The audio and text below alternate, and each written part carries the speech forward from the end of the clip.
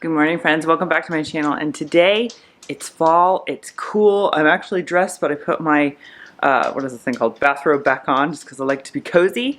And we're gonna make pumpkin sourdough pancakes. So mine are a little different because I like mine to be fully fermented, meaning I don't like to add starter to flour, like raw flour. I like to just use complete sourdough starter for this recipe. And I'm gonna scale it down a little bit just because I don't need a lot of pancakes, I think. I will leave the full recipe below, however, if you want to make this recipe. So let me just flip you around and let's start making pancakes. Okay, so we're starting this recipe out with some wonderful fed sourdough. I fed this last night and it is nice and bubbly, and I'm just taking my measuring cup and wetting it a little bit. It helps the sourdough starter come right out.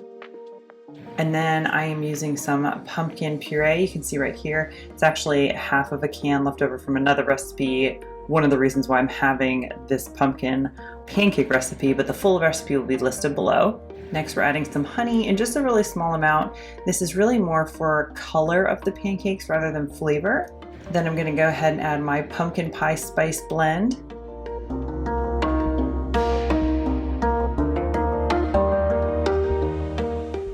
One egg, some melted coconut oil, or you could use avocado oil, and some salt. Then I give everything a really good mix till everything's combined, and then is when I add my baking soda. I wait till the very last minute, right before I'm about to cook them on the stovetop, before I add that. The baking soda helps it get nice and bubbly, and then you just spoon it onto a greased, preheated cast iron skillet. Give these pancakes about 2 minutes till they get nice and bubbly like that, then give them a flip. Cook them for about another minute or two, and then take them off the skillet and they are good to go.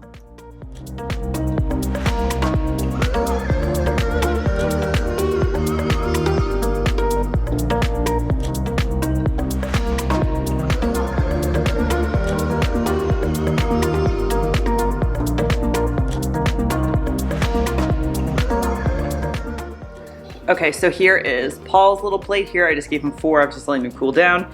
He's watching Charlie Brown. He is my toughest food critic. So we're gonna see if he likes these.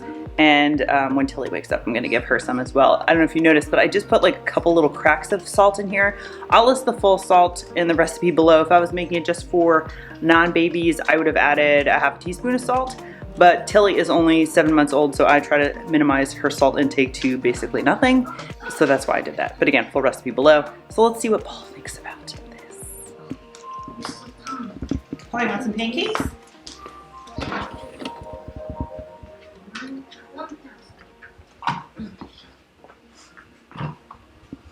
Ooh, those look so tasty, huh? You tried it? Take a bite. No. You want to take a bite? No. Mom, I want some cheese crackers. You want cheese crackers? Yeah. He wants cheese crackers and peanut butter. It was worth a shot. Anyway, I'll eat them. I like to serve these with a little bit of grass-fed butter, and I drizzle just a little bit of maple syrup on them. They're absolutely delicious, completely freezer friendly. In fact, that's what I'm probably doing with these. I'll lay them out on a sheet pan with a silk pad, freeze them till they're rock hard, and then throw them in a silicone bag. So I made this adorable little plate for myself. I'm gonna try these. Like I said in the beginning, these are fully fermented because I used the sourdough starter and only the sourdough starter. If you want your pancakes to be a little thicker, sometimes I do like a real thick pancake, I will add stuff to them. You can add like almond flour, oat flour, which is really just, I take oats and blitz them in the blender. I always have that on hand because of all the baby muffins that I make. And you could just add regular flour. I probably would add like einkorn flour to thicken them up, and you don't need much, just a little bit. But if you like thin pancakes like this, if this works out.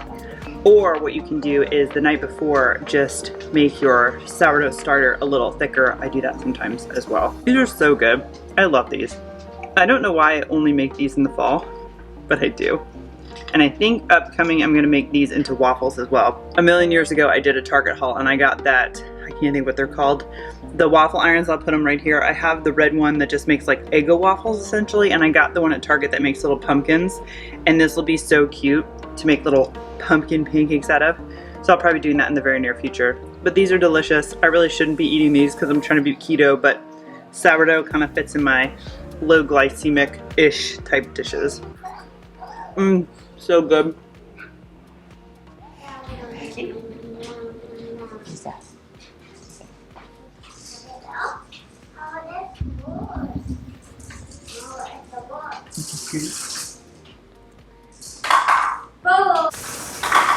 You like it? Is it good? You're not quite sure? Yum. As always, if you like recipes like this, give it a thumbs up so I know. Subscribe if you haven't. Leave me some comments below and I'll see you in the next one. Bye.